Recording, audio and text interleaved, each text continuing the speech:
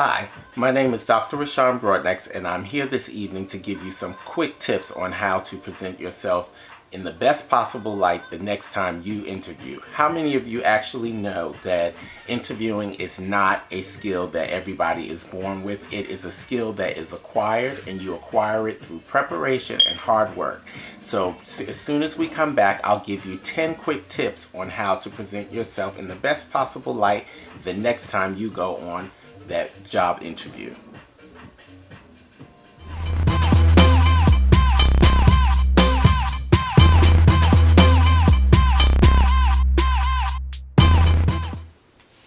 All right, we are back, and again this evening we're going to talk about the 10 best tips for interviewing for a job. So let's jump right into it. Our tip number one is to conduct research on your potential employer. So the first thing you want to do is use the internet as a resource. Google your potential company. If you can, Google your boss. You'll be able to find out a lot of information about them, but in terms of the company, it will give you an idea of the place that you're going to be working, the type of culture that the company has, the particular job that you're going to be doing. And if you're able to Google the person, usually on LinkedIn, you'll be able to see the credentials that the person has and see all that see what you'll be doing while you're working underneath that person. So definitely use the internet as a resource to look up the company and find out as much information about them as possible. Number two, you want to review common interview questions. So you want to make a list of questions that you think that the employer would ask for, and then kind of craft some really nice answers. The best thing is to try to be prepared. Of course, you can't do that for each and every question that they'll ask, but as you start to look online at common interview questions, you'll be able to see the ones that are often repeated, and those are the ones that chances are the employer will ask you. So you want to have great answers to those common questions to show that you're really interested in the job that you're applying for, but also that your answers are thoughtful in terms of the position that you are going to be hoping to get. Number three, you want to dress for success. That is so important because we know our look is everything. As soon as we walk through the door, the interviewer is going to get a snapshot of who we are based off of how we look. From head to toe, you want to make sure you're looking very clean and appropriate for the job in which you're applying. You want to make sure that whatever it is that you're wearing is appropriate for the job. So that's to say, if you're applying for a auto mechanic job, you may not have to wear a three-piece suit. And if you're applying for a bank president job, you may not want to wear your jeans and your tie-dye t-shirt. So you want to make sure that you're dressed appropriately for the environment in which you're walking into. If you're wearing a suit, you want to make sure that the suit is well-fitting, that your shirt looks nice and fresh, you have a great tie on, you want to have a nice haircut or hairstyle.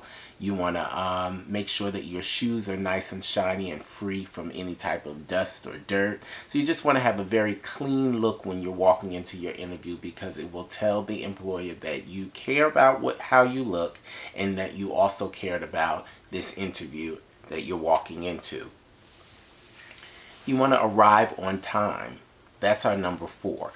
Arriving on time is so important.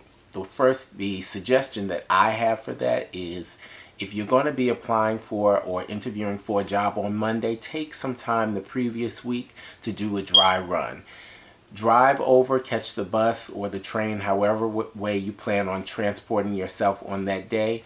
Do that and see how long it takes. It's the best thing that you can possibly do for yourself to give yourself an idea of how much time it's going to take you to get there. And you want to plan so that you have some time in between. You want to arrive early so that you can calm your mind and relax a little bit. Interview days are often very nerve-wracking. You know, our nerves are on 1,000, so you want to be able to be nice and calm when it's time for your interview. So the best thing that you can do is arrive early, give yourself time to calm down and relax, and then you'll be nice and fresh for the interview. Number five, you want to give a great impression. So when you're waiting in that waiting room and the person comes out and says, so-and-so, We are ready for you. You want to stand up nice and tall. You want to smile. You want to present your hand to them, shake their hand, and tell them what your name is and say, thank you so much for seeing me. That's a great first impression that you can make because it shows that you're warm and inviting and you're happy to be where you are. The worst thing that you can do is not give good eye contact, be fumbling around with your bag or papers. You want to be seen like you're ready and prepared for the interview that you're walking into. You want to be upbeat and authentic. This is our number 6. So be authentic, upbeat, focused, confident, candid, and concise. Let me go through those words just again because I think I went a little fast. You want to be authentic. You want to be upbeat, focused, confident, candid, and concise. So that all stems to how you're speaking with the person that you're interviewing with. Being authentic is not trying to be so much more than usual. You want to use the vocabulary that you're used to. Often, sometimes we try to sound so much more intelligent than we are, or I don't want to say than we are, but we just try to sound so much more intelligent by using words that we're not very familiar with. And in nerve-wracking situations like an interview, that can go south really quick. So you want to say things that you're used to saying. Don't try to impress people with a vast vocabulary that you just thought of the night before.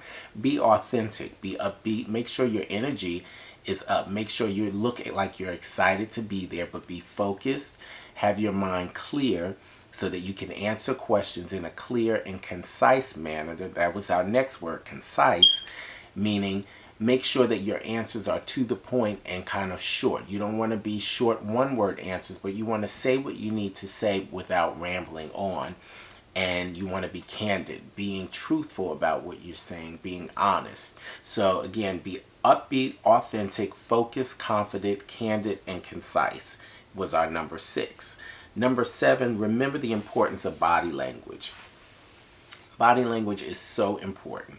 When you're in an interview setting, you want to make sure that you are seeming engaged in what's going on. My tip for that is I never sit back in a chair. I always sit on the upper or the front half of the chair because that causes me to sit straight up.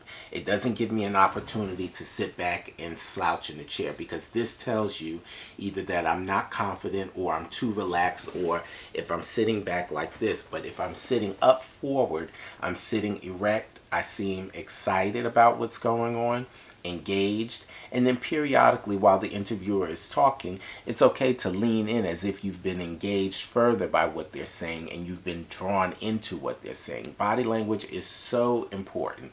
That's one of the keys that if you master it, it will do a world of difference for your interview. So again, you want to also be focused with your eyes. Give them direct eye contact the full time that they're speaking. Don't look away because that will show that something has distracted you from what they're saying. And mind you, they are looking at you, so you need to be looking directly at them as if you were engaged in everything that they're saying. So your body language is going to be so important. Number 8, ask insightful questions. We all know that we're supposed to ask questions at the interview. It has just become standard, and most interviewers will say, do you have any questions for me? The great thing is to have prepared questions. Now, one thing that you can do while you're looking at the website to research the company, you want to put together a list of questions that may stem from what you've read, but not questions that can be answered by looking at the website. That's so important. Let me say it one more time. You want to create a list of questions that will stem from what you've read, but not that can be answered by what is read on their website. So you want to give the interviewer something to answer back to, something that they know cannot be found, and it seems like you're interested in that. It shows that you've given a little thought to this whole interview process. You've given thought to the company. Ask insightful questions about things that you've read that the company has recently been through. If they've gone through a merger, you want to ask maybe about that. Anything that shows that you've given a little bit of thought about the company and the interview as a whole. Number 9, you want to sell yourself to close the deal. Another common question that also closes out your interview is, the interviewer may say, well, tell me about yourself, or tell me how you feel, or how you best would fit in here. You have to have a sense of the place that where you're going. So after you've done your research, you kind of understand about the corporate culture a little bit more. That will it will allow you to be better able to tell them more about you and what you can do to add to what they have going on. Don't just start telling them, oh, you have kids, you have a cat, you have dogs, things like that. Tell them things that will lend to them making a decision on hiring you. How will you best fit into the culture that they have going on there? Number 10, thank your interviewer. So upon finishing up all of your questions, if you have nothing else to ask, they have nothing else to ask, generally an interviewer will stand up and they will say, thank you so much for coming. You want to look them in their eye, shake their hand and say thank you for your time. And one added tip that I like to do is to always send a handwritten note afterwards. The key to the note is timing.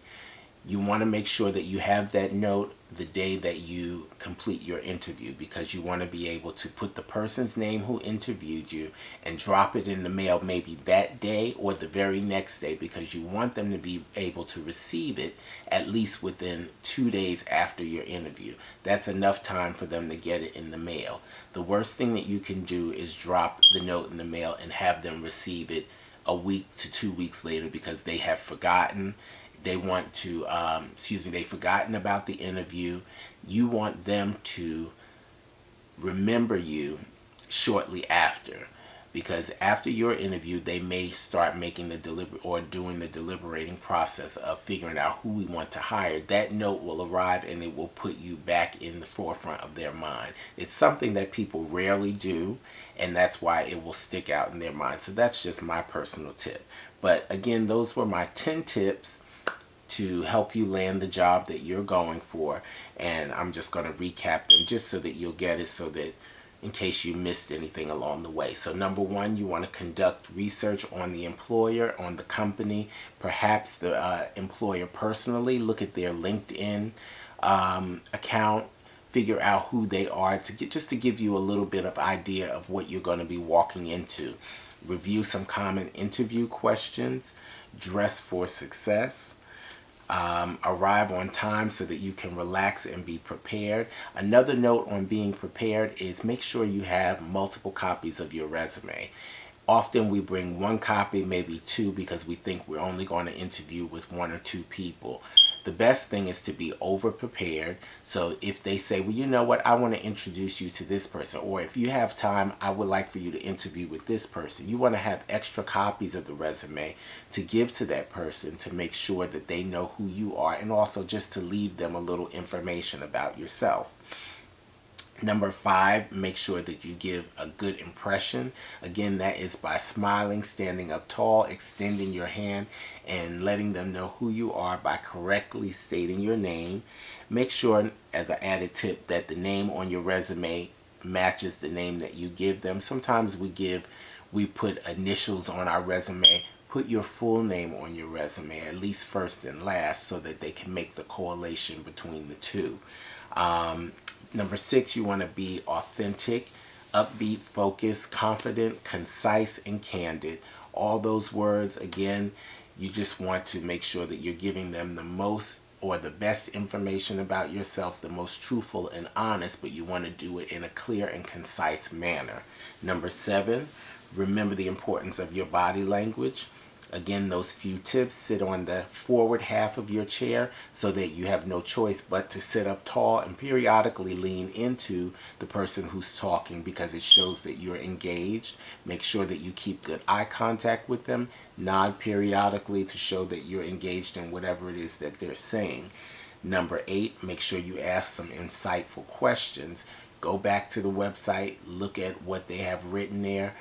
Ask some questions that lead from what you've read. Don't ask questions that can be found on the website. And number 9, make sure you sell yourself to close the deal. Number 9 is important. Let them know who you are and what you have, what you're bringing to the table. They're looking to hire you, of course. They have reviewed your resume. Sometimes you've done a phone interview, so you've gone through a little bit of a process to get to the door. So they have an idea or think that you're qualified. Now you have to seal the deal and let them know why they need to hire you. Number 10, thank the interviewer before you walk out the door, and that's when you can send them that small note. And again, timing is the key, so make sure that you send it in a timely manner. And those were my 10 quick tips for landing the job that you wanted. So again, my name is Dr. Rashawn Broadnax. This is another evening of Sheer Chat. I hope you enjoyed it, and I look forward to hearing about the awesome jobs that you've been able to land from listening to these tips. If you have any questions that you'd like me to cover, please leave them below in the comment box. And before you leave this video, I need to do that again.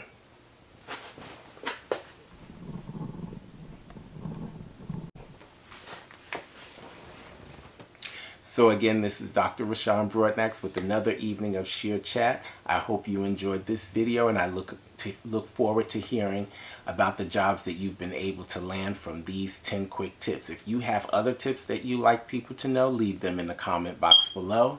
And if you have any questions or any topics that you'd like to cover, please do that as well. Leave them below. And before you click off this page, I would love if you would subscribe so that you can hear about the other videos or view the other videos that we have in the catalog, and just be advised of other things that we have coming forward. So again, please subscribe to these videos, and I look forward to hearing from you soon. Thanks.